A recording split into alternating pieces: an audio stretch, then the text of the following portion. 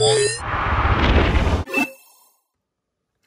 guys, welcome back to the channel. Today I'm making a Sensecap M1 hotspot unboxing video.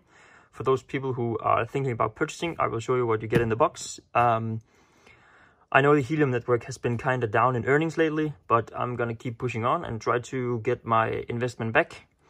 Today I have purchased two new Sensecap M1 hotspots that I have locations for, so I thought I would make an unboxing video.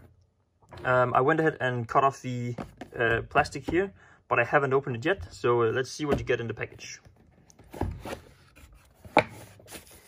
Alright, we got some foam here.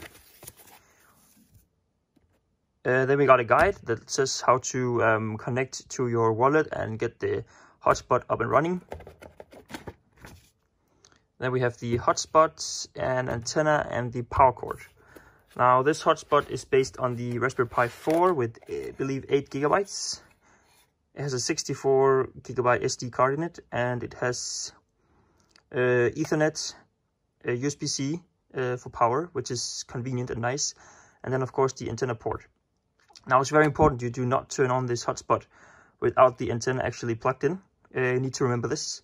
So if you go ahead and put on the antenna, you just screw it in like this, and then it's on. Now I'm gonna do something else. I'm gonna actually get an enclosure for this. I actually have it right over here, as you can see. It's right there. I will be making a unboxing video on that, but today it is the hotspot that I'm unboxing. So I'm not gonna need this antenna because I'm getting a bigger one. And then there is the power supply here.